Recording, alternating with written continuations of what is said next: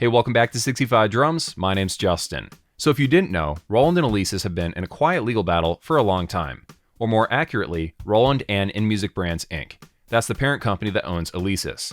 InMusic was just ordered to pay Roland $4.6 million in damages.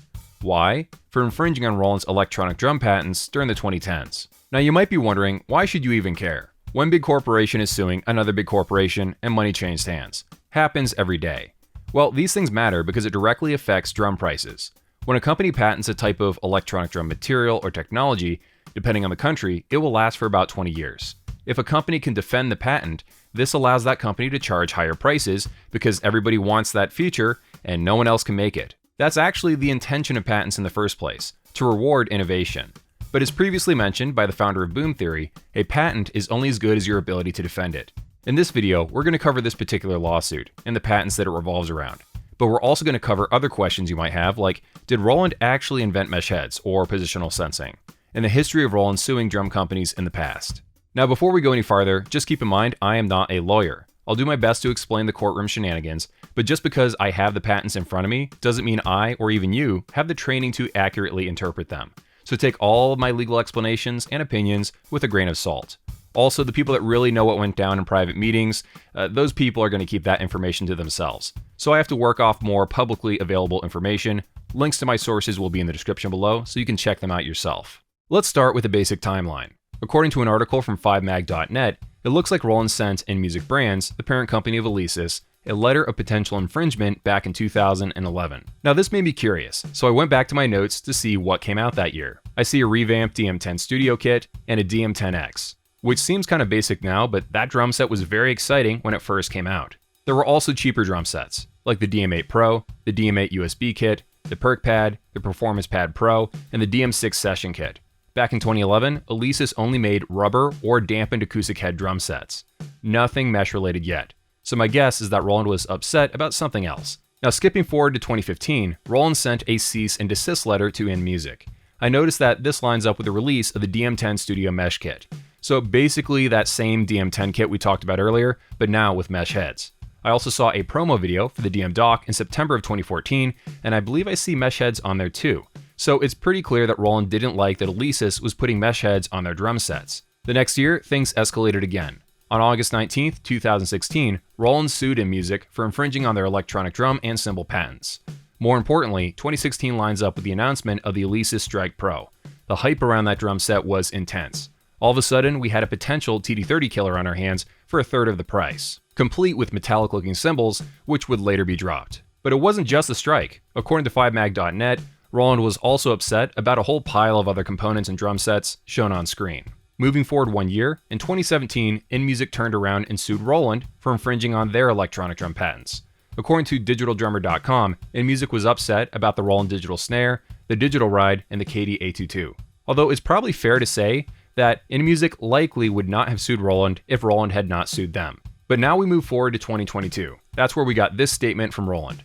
On November 18, 2022, the jury rendered a damages verdict, finding damages in the amount of $4.6 million to Roland as compensation for InMusic's infringement. InMusic claims that there were 5 Roland patents that were invalid, but the court found them to be valid. And all 4 of Roland's patents, which Roland claimed to be infringed, the court also found to be infringed. Okay, so now that we have a timeline of when it happened, now let's cover why it happened. The first 2 patents that InMusic was found to infringe on are from 1996. They revolve around a quiet 2-ply mesh drum head and the pad itself. The weave of the top and the bottom plies are at angles to each other. It also mentions a foam cone that touches the bottom of the head. That makes sense because there was drama for a while about competitors being forced to use foam rods or even foam squares instead of cones. And it goes on and on. The patent mentions brush support, positional sensing, and even DSP stuff. Basically, Causa modeling on the TD10, which seems to have been adapted from Roland's V guitar for their drumline. With the introduction of the TD10, they invented the first mesh pad. But did they? The next 2 patents revolve around cymbals. They seem to cover this kind of rotation stopper, a way of isolating vibration, and positional sensing. This caused other companies to sometimes create strange workarounds. For example, Yamaha opted for a metal stick. I'm sure it wasn't their first choice, but it was effective and it kept them from being sued. You'll also notice that everybody avoided positional sensing on the cymbals as well. It turns out the Yamaha cymbals have been capable of positional sensing for a long time, but they only tapped into that capability starting in 2021, just in time for the cymbal patent to time out. Okay, so those are the 4 Roland patents that took down InMusicBrands in court. But there's also another angle of this story that deserves to be mentioned. When Alesis was selling their first mesh drum sets that made Roland so angry, other companies were doing the exact same thing. But the difference between a company like Alesis and a company like Millennium is where they're located. Alesis is an American brand and Millennium is a German brand. With patents, to my understanding, you have to apply for one in every country where you want it to be enforced. Roland didn't do that for every square inch of planet Earth. So now that we've covered the Alesis lawsuit, now let's cover the question that I posed at the beginning of the video. Did Roland invent mesh heads and positional sensing? In a strict sense, no, not really. What they did was take concepts that already existed, and then they brought their own unique spin to them. Usually, this revolves around them using a different sensor or a different type of material from the same family of materials. Once they did that, it then gave them the opportunity to sue anybody that copied their method of achieving features that already existed. Let's tackle the first one. These are the Pollard drum pads from around 1978. Joe Pollard got Sam Mushnick from Duraline to make these Kevlar mesh drum heads. Now, of course, these aren't the exact same construction as the Roland ones, which may be why Roland was able to patent theirs, I don't know. But from what I can tell, these drum heads seem to be somewhat like modern-day DrumTech Pro mesh heads. But as mentioned by Simon Edgoose in a video and an article on his website, mesh heads go even further back. He mentions one from 1903, 1896, and one from the 1850s. During research, I did go looking for the ones in the 1800s, and I couldn't verify if they existed. But the mesh head from 1903 is legit though. It was invented by a man named W.H. Haybeck. It's a 2-ply cloth drum head. In practice, the 2 layers became 1 layer because it was gummed together and doused with chemicals to make it stiff. This likely makes it closer to a modern-day Go-E drum mesh head. Multiple layers glued together, little to no air pass-through, and loud. So different than Roland's, but still mesh. Roland also makes a big deal about their mesh head layers being offset by a 45-degree angle.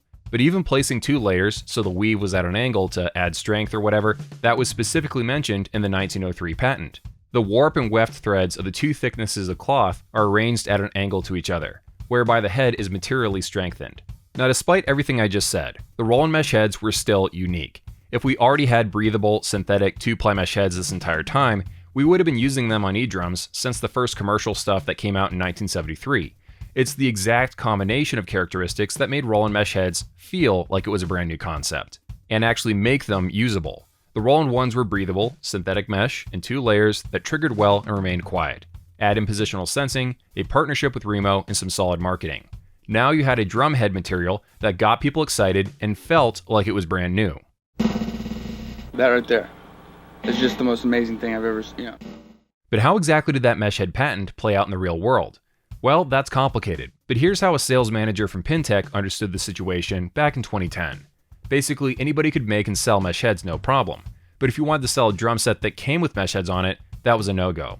Unless, of course, you paid Roland a big pile of money. This made several other companies avoid mesh heads altogether. For example, Yamaha with the DTX Extreme back in 2001. They stuck with the time-tested acoustic heads, but even then, people and sometimes stores would switch the Mylar heads later for mesh. Drummers really wanted a mesh drum set, but they didn't want to pay the Roland prices. $5,000 for a flagship electronic drum set doesn't sound too bad by today's standards. But when you adjust that for inflation, prices actually have not changed. It's over $8,000. Okay, so what about positional sensing? Was Roland the first to do that? It was maybe the 3rd drum set to have that feature. The first one that I'm aware of is the Simmons SDX from 1987. This drum set was amazing and pioneered a lot of features that we just take for granted today, including positional sensing. The second company to use this feature was Ddrum.